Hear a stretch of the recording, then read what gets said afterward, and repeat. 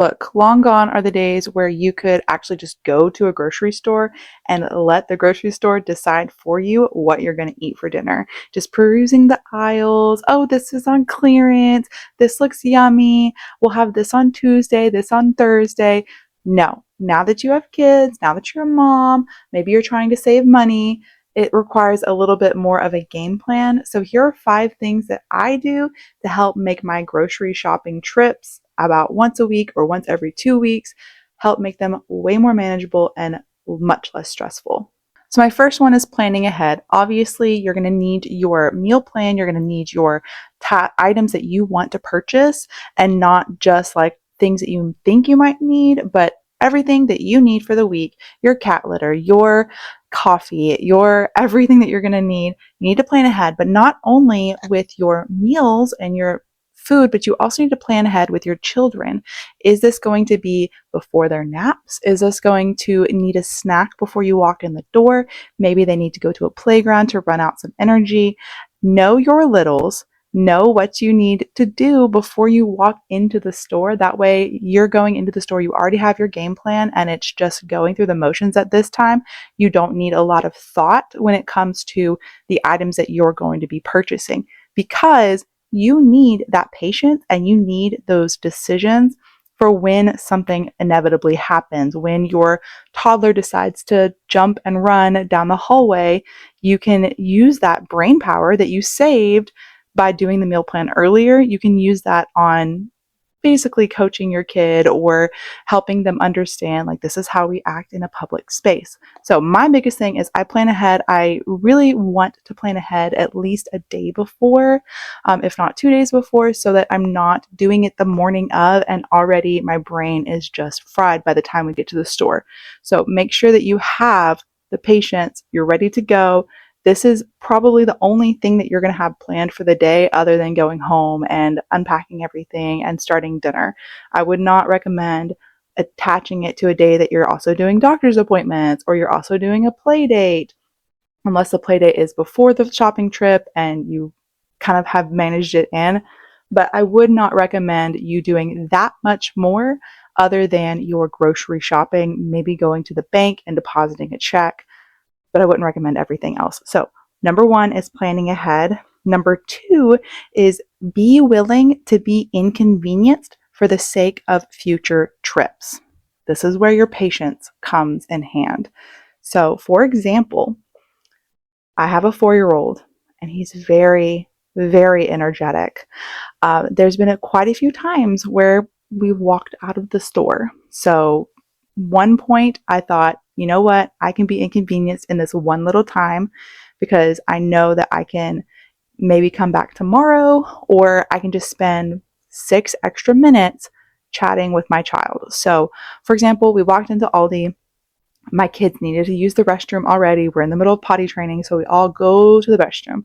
And then we come back and I'm dealing with my newborn, or my newborn at the time, and she's wanting to stay awake. So I'm putting her in the cart, just kind of like letting her lay down and look up at the lights. And my 4-year-old is jumping and breakdancing on the floor, like he's just dancing and flying around on the floor. So I grabbed his arm, I put it on the cart, and we had to walk out anyway in order to go back into the entrance area because the bathrooms are near the exit. So we had to cut through the checkout and go to the bathroom. So we're walking out and I just kind of looked at him and was like, are you able to shop with me today?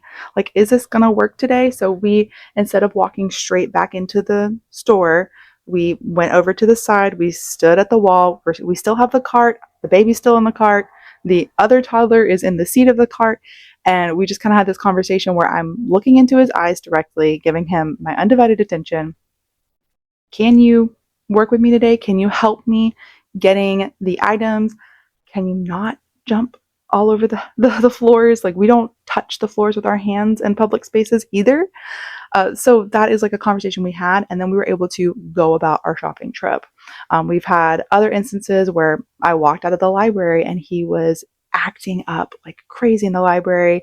And when I asked him, hey, come stand next to me, or, don't jump around right here in this area, people need to read, he was just going, why?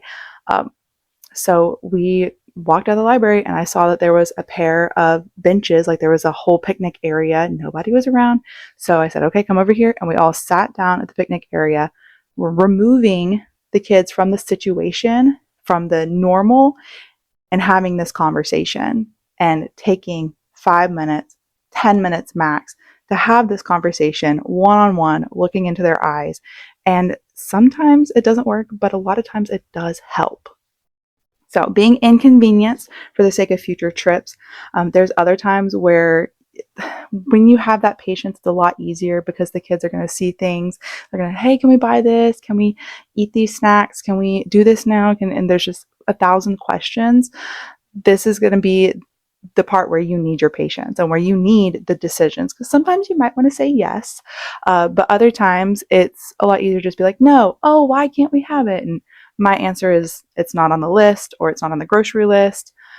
And in that moment, you can kind of help with that. Just remember, like, you may not be able to control their emotions, but you can control the situation, like the time that you're going, and you can control your emotions in a sense. So being patient, being willing to work with them is a big part of grocery shopping, because if you're impatient and you're snapping at them, they're going to be impatient and ready to go home, and it's not going to be fun for anyone. My third tip is making it into a game. So I like to get my kids to help me pick out the weekly snack. Sometimes I guide them like, hey, let's not do Oreos this week and try to pick something a little bit more filling or a little bit less sugary. But they like to pick out the weekly snacks, and I usually give them a kind of full rein on that aspect. And sometimes they've picked out snacks that they eat within 2 days and then there's no more snacks. And so we have that conversation of, hey, this is a snack you picked out. This is supposed to last us 2 weeks. And then they, don't eat it all, or they eat too much of it. And we just have to have that conversation. But having it into a game, like, can you help me find the can of corn? Can you help me find the oats? Because we always get oats when we go with us, because we are obsessed with making granola. So they can help find with the game. My kids like to scan the items. So they like to put the items on the thing. And if I can be patient enough, if the baby's not crying, I usually let them scan it and put it in the cart. Or they can, put the card in the card reader. This is all exciting and fun for them, so that they're not just standing around while you're doing all of the shopping. So they actually want to come and help. I also love putting coins in the coin thing. So if you have extra coins, and even if you're not planning on using fully cash, being able to use coins is fun for them. Number 4 is giving your kids something to look forward to. So for example, mine pick out the snacks, and sometimes we eat them in the car. So I actually have these Dixie cups that I keep in the car. If you have a resealable snack, this is motherhood tip for me, is I just keep resealable snacks in the car, and then I can pull them out and put them in the Dixie cups and pass them out. And in the event that it's almost lunchtime, the kids are crazy, sometimes you need an emergency snack. But they get to look forward to eating some of their weekly snacks in the Dixie cup on the ride home, because we have a 20-minute ride home. And they really enjoy that and look forward to it. Sometimes you can let them pick out the song if you're against having them snacks or eating in the car.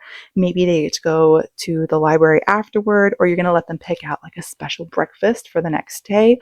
So this is something that makes grocery shopping more exciting and gives you those memories as well that you're making with the kids. They get to talk with you. Maybe you get to play a car game on the ride home. But it's just more exciting instead of let's go all do this errand that takes hours and hours and hours. Nope, mom has a list. We're going to go through the store and I get to pick out the hash browns for the week.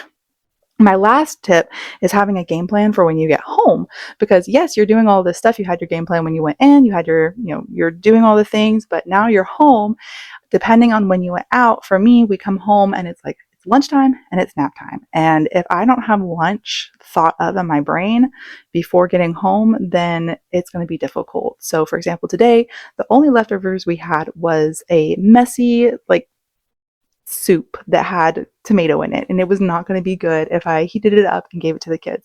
So I put together a tuna cheese dip, and we took things that we had just bought, so cucumbers and kind of like a little charcuterie board lunch that was quick, easy to put on the plate, easy to give to them. So they are eating their not snacks, they're eating their lunch at this point, and I am putting away all the groceries. Maybe I'm starting the chicken broth for the week, so if I'm going to boil some chicken bones or boil some chicken to process and put away later, maybe I'm washing the fruit at the same time, or feeding the baby because the baby is hungry. That's what we did today.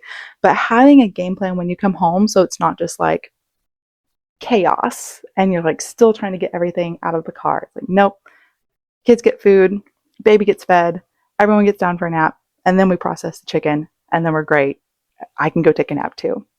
So if you have any tips, because I know this is just the way I do it, maybe you do it a different way and you have it easier. I actually, when I game plan, before I had our third kid, it was like I went to Aldi first, and then we would go to Sam's Club, and then after nap, I would go do a Walmart grocery pickup. Well, now with the third kid, it's like we can just go to Aldi, and then I have to do a Sam's Club delivery and a Walmart pickup. And that's just what our life and our season looks like now. But be willing to be flexible. And if you have any tips or any advice, please leave them in the comments below. If you have something that you're struggling with your kids, go ahead and leave that in the comments too, because maybe we can help each other out.